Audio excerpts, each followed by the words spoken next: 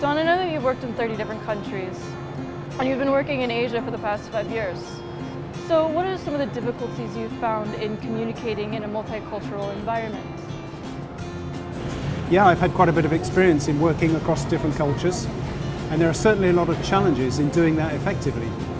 You know, cultural difference is so often a source of misunderstanding and can often get in the way of working effectively as a team across the spread of countries, or when East meets West here in Asia. One big difference that I see is that different cultures react to hierarchy in different ways in their organization. In most Western businesses, layers tend to be quite flat, and managers are expected to be confident and challenge decisions. Generally, they're good at sharing information, but they're also expected to be very autonomous and to take initiatives. In more hierarchical cultures, such as the ones we see here in Asia, the leader plays a much more predominant role, and the reporting processes and the management structures tend to be more formal. So managers are less challenged and disagreements happen less often, at least in public, as we know. But certainly that doesn't mean that teams don't have a contribution to make. They just need to feel more comfortable in being able to step up and make that contribution.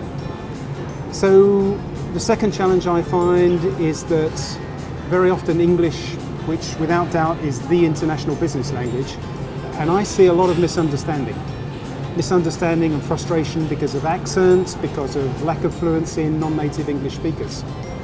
And it means that they don't always have the confidence or the right words to say what they mean at the right moment in a conversation.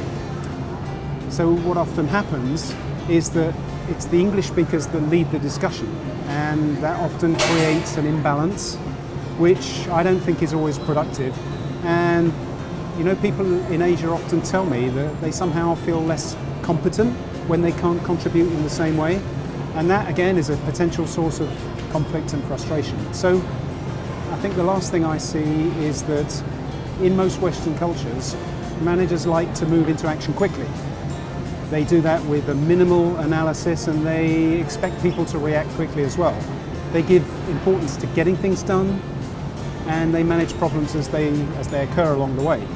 In other cultures like here in Asia, but it's also what I've seen in French organizations, the decision-making process is much more reflective, and things are thought through in a different way before taking action. So that can be sometimes leader-driven, which again means the expectations that a leader has of its team is different. So when you take into account these and other cultural differences, it makes working in a multicultural environment challenging, but also very exciting.